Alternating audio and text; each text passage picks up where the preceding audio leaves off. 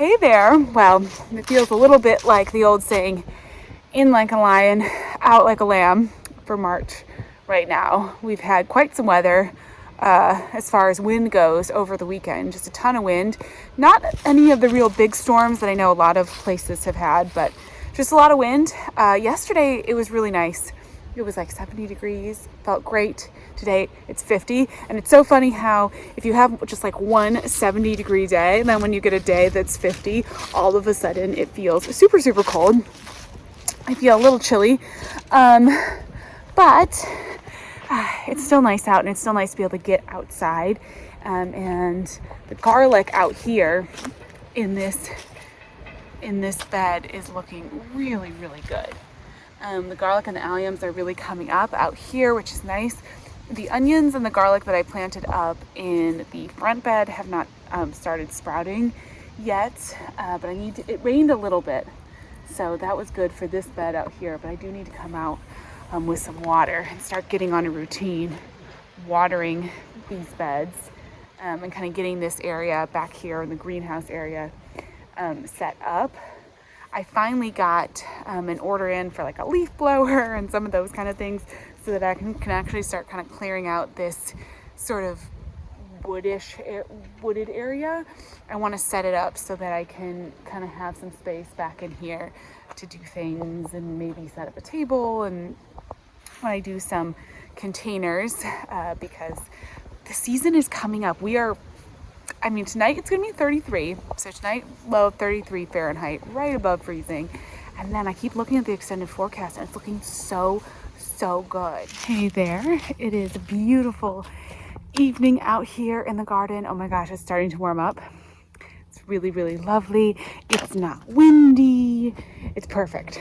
It's so nice out. So I am actually going to head back over to the kitchen garden and I'm going to plant some boxwoods. So I've got this kind of like border situation going around the kitchen garden. And it's basically going to be just a border of pollinator plants, maybe some food crops. I may go ahead and stick I don't know.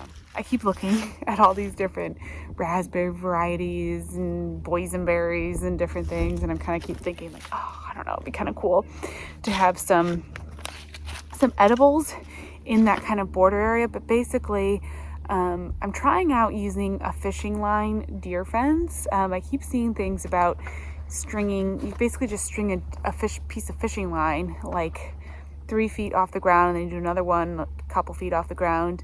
And supposedly the deer come up to it, they touch it with their nose, and then they can't figure out what it is because it's clear, and so they don't like it, and so then they don't jump over it.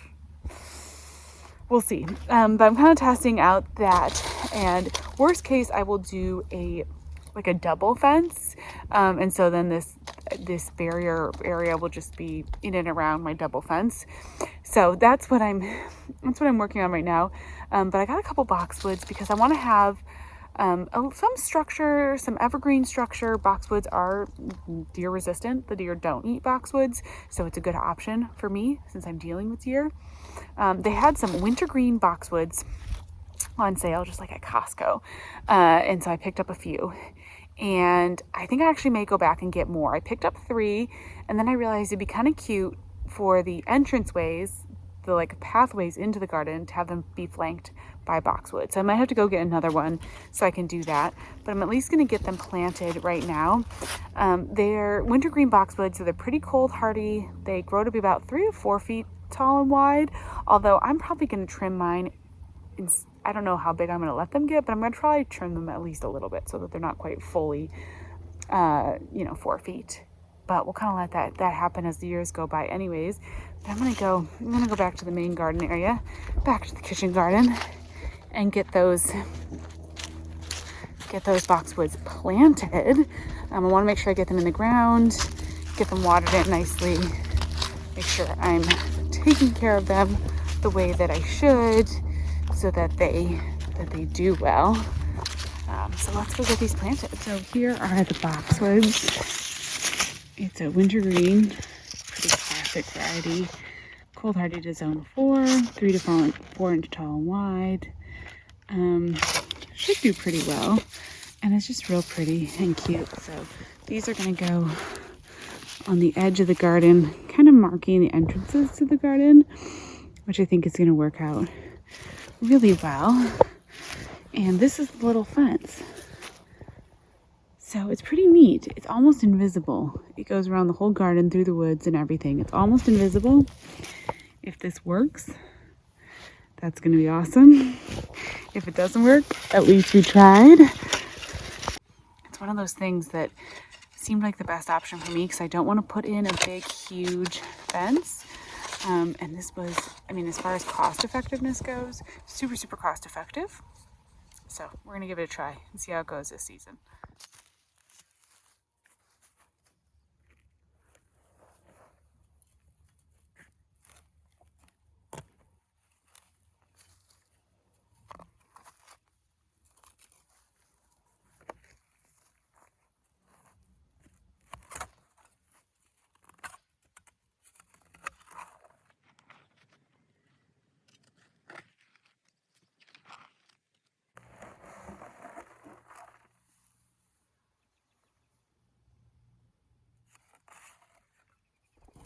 Okay, that was hard to dig.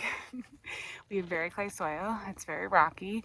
It's not easy digging. That plant definitely did not get a hole twice as big, but that's okay. I think it'll be fine. We'll water it in. It'll be happy.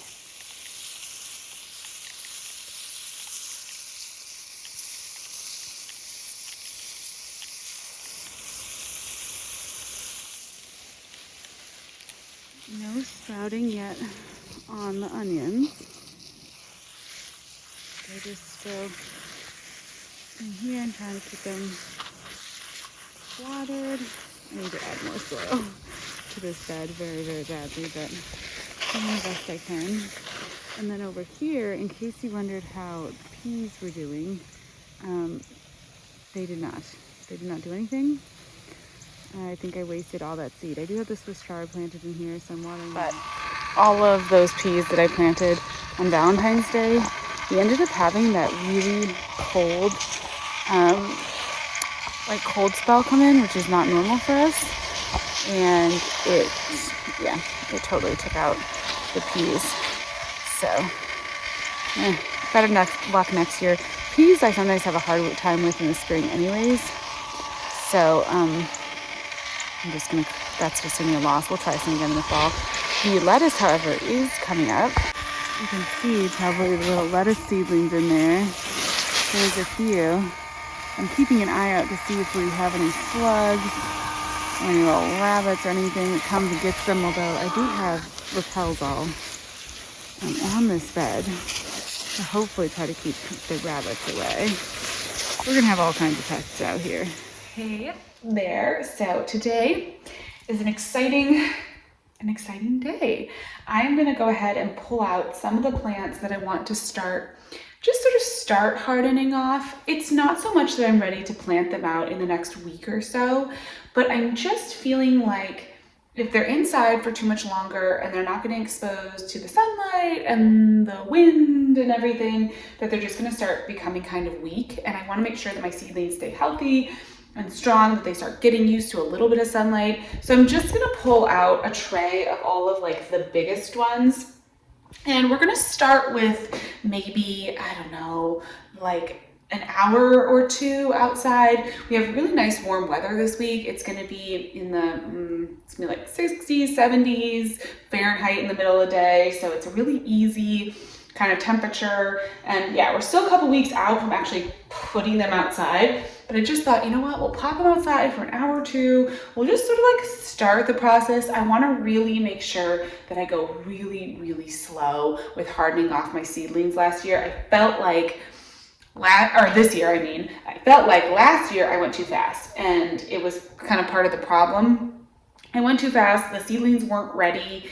I ended up losing some seedlings, and it just was a not good situation. But these guys, a lot of these are really big and full, and so I think they'll be fine to go out. I don't know, I may keep, these little peppers are pretty small still. So anything like that, I may keep that inside. they're looking really big, they're doing really well. Why not get them out into some natural sunlight and just kind of help progress the growing process. So I'm gonna set you over here, do some organization. We're gonna move some of these seedlings around. So I have this tray which has a lot of the basil in it, nowhere near ready to be potted out. So I think what I'm gonna do is just like move over and try to make one seed tray. Oh my gosh, these cups are a little bit falling apart. It's maybe a little tricky. I'm gonna try to do one seed tray that just has all things that can be hardened off. And that's why I actually like to start planting my plants in separate cups. I've using these peat pots this year, which haven't been my favorite, but I like, in the past I've often used like the little paper cups and stuff, and I like it because it makes it so easy to move your seedlings around. So, the peppers here are not nearly as big as the tomatoes, so that's fine. I can put the pepper cups over where the tomatoes used to be, switch it around. It's no big deal, and it just keeps it really simple. I might leave that one pepper, will be pretty big. Okay, it's fun. It's fun. It's gonna be good. Also, oh, something's sprouting. The sea holly's sprouting. You can't even see it. It's like teeny, teeny, teeny, teeny, tiny. So this is the other thing that's good too about doing a little bit of like, I don't know, moving around, checking on things, is that it helps you to just really make sure you're keeping an eye on stuff and that everything's getting what it's needing and is healthy. Okay, so there's a tray. Let me see if there's anything else. I'm probably gonna do 2 trays. I'm gonna pull some other seedlings around. I'm gonna do 2 trays to harden off. Okay, so this is good. So I got them over here in a very protected area, so they're not gonna get too much wind. They're just gonna get some morning sun. I think I need to fertilize them. As you can see, it looks like they might need a little bit of fertilizer. I've been trying to do it pretty regularly, but maybe we'll just put another little round of fertilizer in here. As you can see, the tomatoes, like they need this outdoor time. They need to kind of build some strength a little bit. Some of these are looking really good and really kind of strong, but some of them just need a little bit. I have noticing a little bit of like, I don't know, kind of like leaf curling something on some of my spoon tomatoes, and I'm not quite sure what that's about. But look how much these, like the tiny Tims, the little micro tomatoes, look how good they look. So cute. Pumpkin on a stick. I just think, yeah, I think it might be good for these guys to get a little bit of just some sunlight and kind of get going. So I'm gonna keep them out here for like literally just an hour. I'm just gonna kind of set basically like a timer and then bring them back in. I'm mad at myself. I bumped this autumn torch. Oh, and that one broke. That's okay. We've got another one in here. And luckily the autumn torch amaranth is really easy to reseed. So I could go do some more. And I got a bunch over here, so that's good. That's the only problem with like handling your seedlings, is that sometimes they can get damaged. But I just think overall they do better outside, and so it's good to get them outside as soon as you can. Little Sarmozanos here could use a little strengthening. I might even put a little more soil in here. It kind of just is good to really get them out here, and it kind of makes it like more real too. I feel like, okay, we're really doing seedlings. So we'll leave them out here for an hour. We'll come back and bring them in, and that'll be good. And I'm just starting the process. And then I've been also starting the process. I have this Chicago Hardy fig that I purchased, and I gotta water this guy. I had him out for a couple days. You can see a tiniest bit of like little leaf burn, but that just happens. But then I'm just gonna try to keep him in the shade and bring him in a little bit more. You never know, you have to just be careful with the whole process of bringing them outside. So, okay. Anyways, we'll let that kind of be, and then I won't forget them. That's the biggest thing, is not forgetting them. Like the hardest part. All right, the other thing I'm doing today is just a little bit of like garden kind of planning. Now that I've got these seedlings out, I'm looking at them. I'm realizing that I need to do, you know, some real planning on where in the garden I want to have different things, like planning out the squash, where are those going to go, where the tomatoes going to go, and trying to just work through that plan. And I've just been sketching it out on paper. For me, that's the easiest way, just like writing down. So I've got like just a piece of paper. I literally just have a piece of paper. I wrote out the beds, and then my process is just to write in where I want to put things. I'm realizing I'm going to need to start my potatoes soon, and so I'm trying to figure out, okay, where are those? And then writing in, like, I already planted the onions, so I have to remember that too. And you know, it's so funny. There's just, when you start to look at, okay, I really want to do like a melon plant. I really want to do a couple squash plants.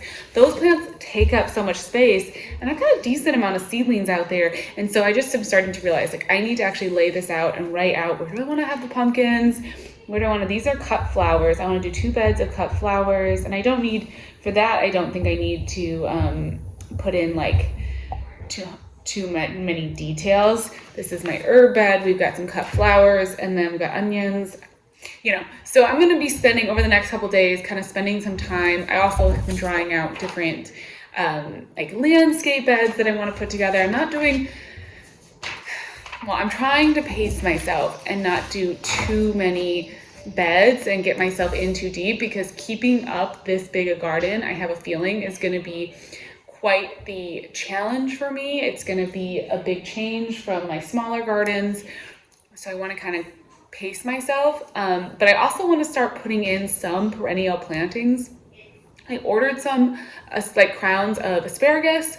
I actually just ordered a couple raspberry bushes. Like, I've ordered a couple things, because I just, you know, in these first couple years in a space, if you get stuff started early, you know, then you have it, because it takes a few years for these kind of plants to mature and settle in. And so I've planted a few, like, kind of, you know, plants for a little privacy.